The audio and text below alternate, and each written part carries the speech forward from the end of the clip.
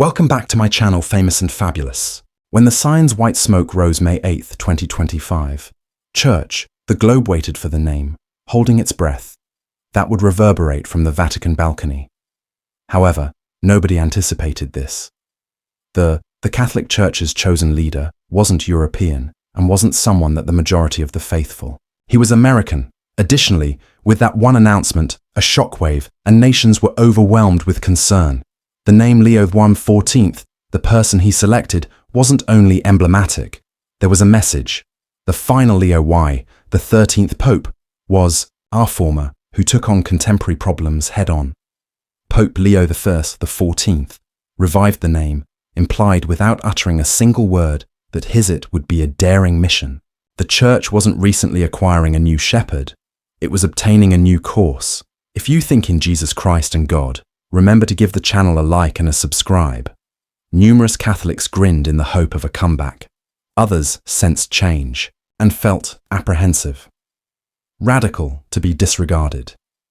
This wasn't merely a choice based on religion. It was global, social, and political. The selection of the United States is home to a pope, frequently in conflict with conventional Catholic strongholds, brought up issues that nobody yet dared to respond. The new pope went out onto the balcony and held up his hand. No ostentatious gesture, only 4 words and overused phrases. Calm accompany you. Easy, measured. However, there is much more behind those words. A complex was developing. Individuals who had muttered, following the conclave closely, about an election that goes by too quickly. A few thought there had previously been an agreement, a plan, and some cautioned that this, in addition to being a spiritual leader, the Pope, the representation of a church getting ready for something much bigger and much more disturbing. What appeared to be a tranquil in actuality, changeover marked the start of a storm that is silent. Robert Francis, was never regarded as a probable contender for Pope. Born in, long way from the marble in Chicago in 1955, his journey started quietly in the corridors of Rome. Devotion, away from the spotlight of the Vatican. His parents belonged to the working class, brought up with strong morals, Moravia action rather than aspiration. However, occasionally, those are the ones who ascend the highest. Nobody anticipated rising at all.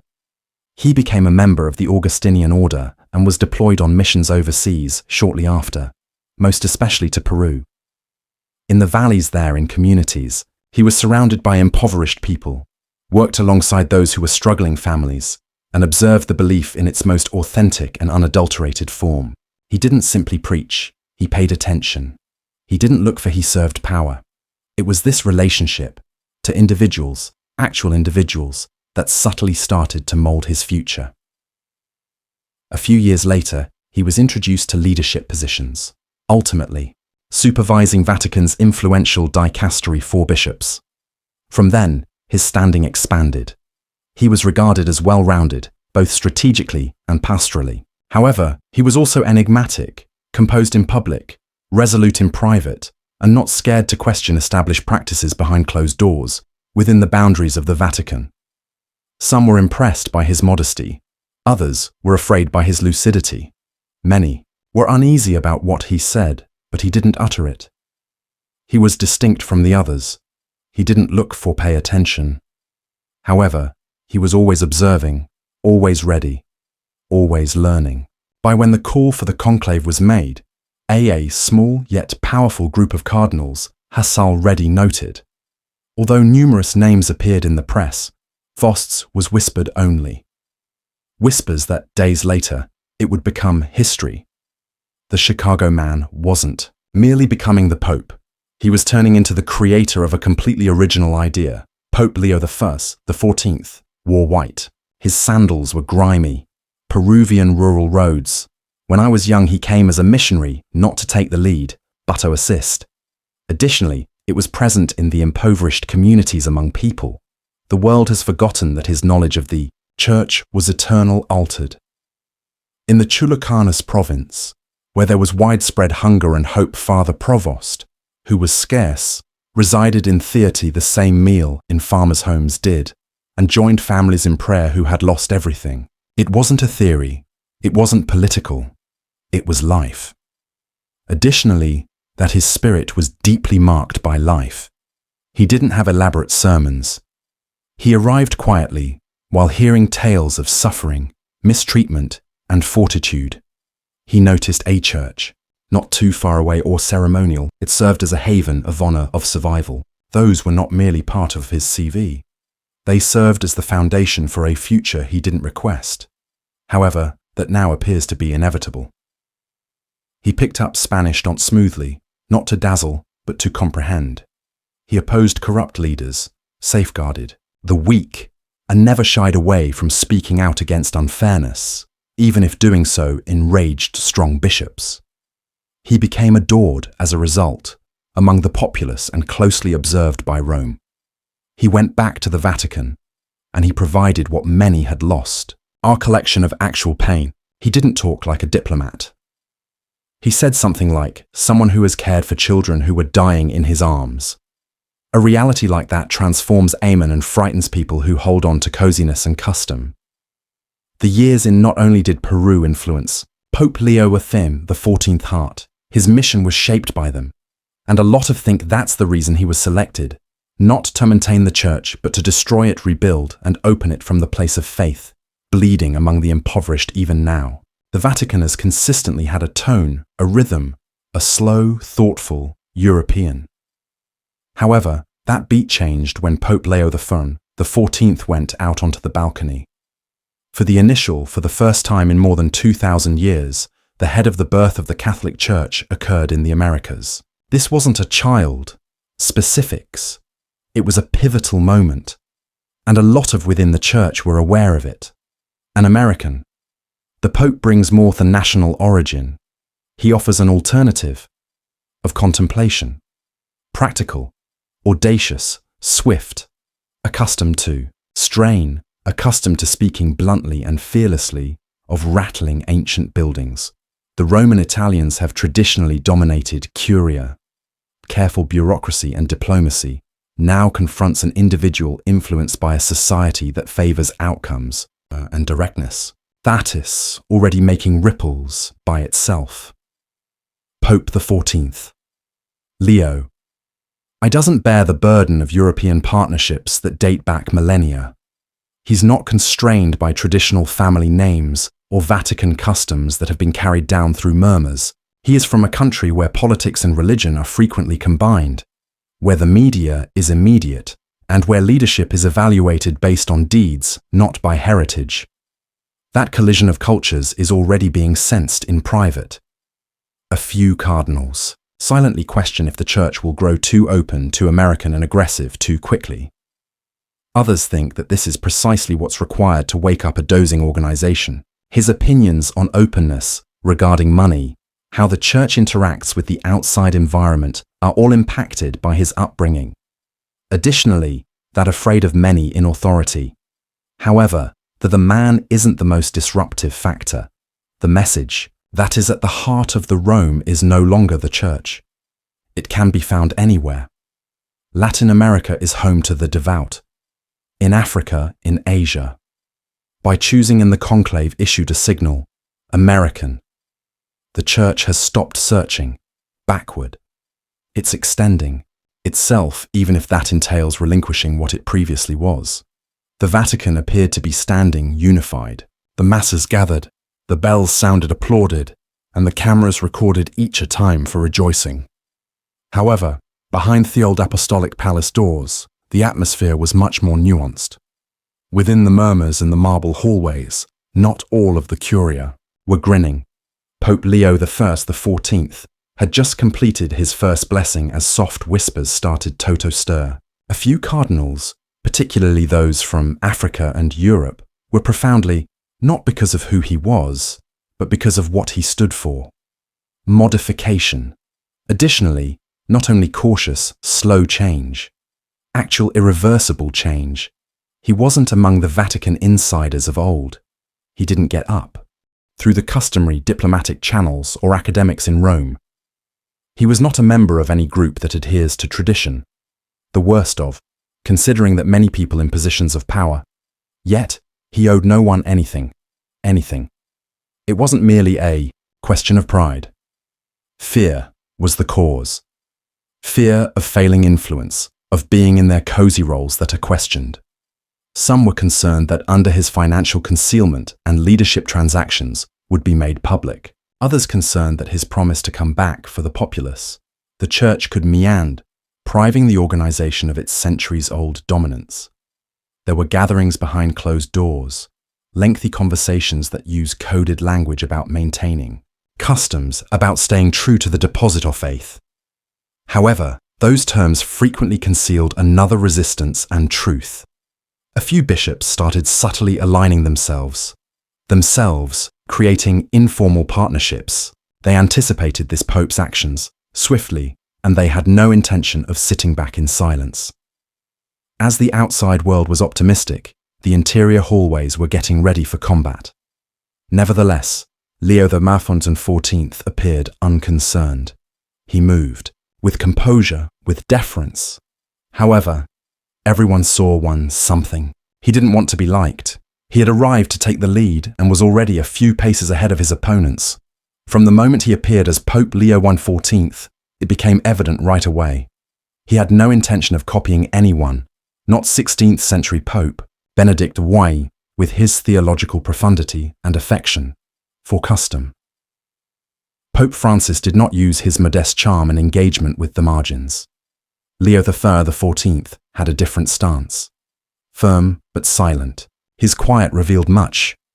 More than words, this pope will be distinct. He didn't cite his predecessors. He made no motions, borrowed from earlier popes. Even it was obvious what he was wearing, straightforward but unique. He donned the papal white, but declined additional decoration. He was allegedly honoring Francis's modesty. Others noticed something deeper. A man emerges silently from their shadows to construct a piece of his own. Inside the Vatican, observers were agitated. Benedict, the Pope, had been admired for his knowledge accuracy. Francis was respected for his comfort of a pastoral setting. On the 14th, Leo XIV brought neither as his primary strength. He brought plan, concentration, and something the Church had not witnessed in many years, an architect's perspective. He took office as Pope, not with lavish speeches or trips, but with confidential gatherings. He called forth the key. Figures, not in order to grant them favor, but to pay attention. Then he announced it. Each and every, the Vatican department would be assessed. They would question all leaders. No, the post was secure. He had no interest in maintaining systems for the sake of tradition. If something was no longer useful, the mission, it would either undergo a restructuring or taken out. He gave Benedict and Francis in public, but via his behavior, he was constructing a new highway. And lots of people started to feel that his changes wouldn't simply add new chapters to the history of the Church. Whole chapters would be rewritten by them. This wasn't evolution. It was a rupture. Relax, courteous, but it's obvious. Additionally, as the dust started to commotion, even those closest to him were aware of the true change was merely a starting. Not many problems in the Catholic tension is increased by the Church more than the celibacy of priests. For generations, it has been regarded as an unyielding tradition, impenetrable, protected as holy. However, Pope Leo XIV is currently silently opening the door that before him many were afraid to approach. In a confidential but thoroughly documented discussion with a South American bishops, he didn't use ambiguous language, not phrases. He posed straightforward queries. Why are communities surviving without the months of Eucharist? What makes good men rejected the ministry because they're wed? His remarks weren't directives. However, these were seeds. Seeds which started to spread in areas. For a long time unwilling to adapt, he hasn't created a declaration, but the indications are unavoidable. Recently, he has selected bishops who are publicly willing to re-evaluate the celibacy discipline. He has reopened conversations in commissions for theology. Most revealing of all, he's promoted the resuscitation of older suggestions that were subtly hidden under former popes. This isn't a theoretical discussion. In numerous areas of the globe, particularly the Amazon, in rural Africa, as well as in some regions of Asia, there is a severe clergy shortage. Communities assemble weekly with the hopes of attending church, but the priest only shows up a few times. Months. Individuals are losing their spiritual bond, not due to a lack of faith, but from institutional obstacles. According to Leo XIV, this is a crisis not of theology, but with empathy. His method is to inquire rather than to criticize tradition. If laws created millennia ago still serve God's people today. Additionally, for that question is more significant to him than protecting mechanisms that depart from the faithfully deserted. The door hasn't not yet opened, but the handle has turned, and after it starts moving, it might never be shut down once more. For centuries, women been the foundation of the Catholic Church: instruction, therapy, planning, serving. However, in terms of authority, they have continued to stand at the altar, outside. Under Pope Leo XIV, that line might be more likely to be crossed, more so than previously. He has not made a dramatic declarations. Rather, he's decided on a different course, subtle but indisputable. During the initial months, headed more women to important Vatican positions, more roles than any other pope. On ice, currently the secretary of a strong dicastery, another as a consultant on doctrine. They don't exist as representations. Their purpose is to take the lead. Behind closed doors, it's evident what Leo XIV has said. If women are able to administer and teach the faith, why can't you lead families and schools? They are more vocal in the mission of the Church. Some people find these terms have hope in them. For others, they are harmful. Conservative opinions have already started to resist, cautioning that such actions may result in what they refer to as identity crisis. However, Leo XIV is cautious. He talks on strengthening the role of women, not opening out right away priesthood. However, the strain is constructing throughout Africa, Latin America, as well as sections of Europe. Bishops are starting to inquire, if women already run, why can't parishes in practice be formally ordained to do so? This is more than just theology. It concerns survival. In many areas, there are just priests are in short supply, and women are completing the task already, even if not acknowledged for it. The newly appointed Pope observes not only in his thoughts, but also in his recollection. While in Peru, he observed ladies preserve the religion in towns that have been forgotten. He still remembers them. There's something moving. The altar has traditionally been a site of exclusion, could soon turn into a place of inclusion. Additionally, if it occurs, the Church will never be the same. Once more, in the Catholic formerly untouchable Church, Dogma is among them.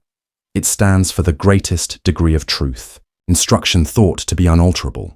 However, currently even these under Pope Leo XIV quietly, foundations are being inspected, and for a lot of people in the Church that's not change. It poses a risk. Previously, popes refrained from addressing fundamental doctrines. They would explain, elaborate, or subtly analyze them, but don't ever ask questions. Leo, I've chosen a different path. He has set up private commissions composed of historians, theologians, and canon lawyers are responsible for examining lessons that have not been discussed in centuries. He isn't holding a public event, rebellion. He is aware of the threat that would be. Rather, he's producing circumstances for internal change, step by step, layer by layer, paper by paper, of conversation. What's being talked about? Deep-rooted problems, the characteristics of sin, the eternal nature of hell, non-Catholics' salvation, and even the knowledge of sexual ethics. To this may appear to many outside the Church abstract. However, it is causing tremors. Bishops have already cautioned that the devout might become confused. A theological earthquake is what others fear. It might split the Church in two. However, fear does not move Leo XIV. He feels that holding on to beliefs it is not faith because they are elderly. It is stagnation. He takes a compassionate approach, not revolutionary. He talks on modernizing how truth is conveyed rather than erased. However, Those who have adopted his strategies understand. He challenges language today. He might question the law tomorrow. The church has before survived hurricanes, but it's not coming from the outside this time. It's emerging from inside, right from the heart of the Vatican, a place where ancient instructions are being subtly positioned under a different sort of light. And after those, all of the lights are on, but nothing will conceal yourself in the shadows. For millennia, going to church was like walking on stone. Doorways, bending down in front of stained glass, and muttering prayers into the candle illumination. However, under Pope Leo XIV, the somewhere, a church is starting to emerge. Fresh on a screen in a virtual environment where technology and tradition collide. The strength of ways has diminished. From Leo XIV, at the beginning of his pontificate, it is evident that the church cannot only speak, it must be a part of the contemporary world. His first significant project was the establishment of a Vatican-based international online platform. Not just any website, a completely interactive system in which devotees from all continents can have access to sacraments, obtain training, and make inquiries to clergy members directly, and even participate in AI-powered virtual confessions assisted assistance. For many, this was startling. Confession via a gadget, a screen-guided faith. Critics referred to it's risky, too contemporary, and impersonal. However, for the 14th Pope, Leo XIV, it has to do with access. He is aware that there are millions of people are unable to get to church. People who reside in deserts, conflict zones, jails, or nations where being Catholic is against the law. For them, the screen is not a luxury. It's their sole window to God. This new digital model isn't church replacement, yet it's redefining them. Leo XIV is investing heavily in worldwide media training for priests, technology, and pastoral care provided online. He is reorganizing Catholic departments of communication and has even designated a laywoman to lead a new digital office at the Vatican evangelization. This action has produced stress. Bishops with a long history feel overpowered. However, Leo XIV isn't retreating. He thinks the church, the modern world, shouldn't be feared. It has to light it up, even if you have to face internal opposition. The church isn't not only in Rome, in the cloud, and it's expanding where the older walls could never reach. The strain that had been the church's structure eventually collapsed outside. The 14th Pope Leo, but improvements that are measured, unobtrusive, and introduced, have now generated an unambiguous and increasing opposition. Additionally, this time, it's not only arguments during meetings or courteous correspondence from bishops. It's a complete ideological conflict within the Vatican's own walls. Conservative groups, initially wary and courteous, are now planning freely. A number of cardinals, particularly from Africa and Europe, have started to make public declarations challenging the Pope's course. They assert Leo XIV is taking a doctrinal risk, misunderstanding and compromising sacred custom. Behind the thoughtfully selected language conceals a more serious charge that the Pope might be guiding the Church toward a rupture that it is unable to fix. Individual, leaked letters to the media show clandestine gatherings at monasteries and both headquarters and diocese. Rumors even circulate that an informal dissenting, shadow council meeting voices to get a synchronized reaction, perhaps even a proclamation of opposition. The final instance of such disobedience attained this level was prior to the Music Reformation. But Pope Leo XIV doesn't appear to be slowing down. He stays composed but firm. He keeps on select bishops who share his pastoral outlook. He declines Toratort, opting instead to concentrate on worldwide communication, outreach, and structural openness. However, everyone around the Vatican is aware of the growing strain. The subsequent actions will ascertain everything. The Catholic community's cohesiveness church has always been put to the test by variations in geography, theology, and culture. However, this moment feels distinct. One gets the impression that There are conflicting ecclesiastical visions, one originating from preservation, whereas the other revitalization. Additionally, for the first time in centuries, the conflict might not be resolved. Calm, make a compromise. Something is going to shatter, and the world will feel that when it does it. People have been wondering for months why him. Why would the most conventional organization in the world select a calm, most people don't know Americans, strong allies in Rome? Why right now? The response, murmured in the recesses of the Vatican, which many people fear, is gaining clarity. Leo XIV, the 14th Pope, wasn't simply chosen to take the lead. He was put in there to make all the difference. Behind the scenes, a little but resolute team of the Church had been observed by cardinals slip away from its significance, from its distant, from its purpose, people. They observed empty pews disregarded, scandals concealed, young individuals leaving, without a look from the people in charge. They felt that the Church needed more than just a voice. An earthquake was required. Leo XIV was the earthquake they experienced. He was not selected for accuracy, but for popularity. His experience in missions, his distance from the intrigues of the Vatican, and his repute for being silent but efficient, he was the ideal figure because of his leadership. He refused to make a sound. He would arrive with a plan, and by the time resistance developed, it would be, it's too late to stop him. However, there's something more profound, something that is still unsaid. Leo XIV is thought by some to be getting the Church ready for a change that goes well beyond theology or self-control. Reports of a vision have surfaced, restricted to his closest advisors, of a Church that might shortly give up its completely Eurocentric power foundation, one that would disperse Rome, one that would give local churches authority, one that would alter the selection process for popes forever. Although it seems unfeasible, did the notion of a pope from America, from the Sistine Chapel, smoke ascended. May 8th didn't simply portend a new head, it signaled the start of a revolution. Furthermore, nobody, not even those who started the fire and where will it go, finish. Remember to like the video if you did, to press the buttons to like and subscribe.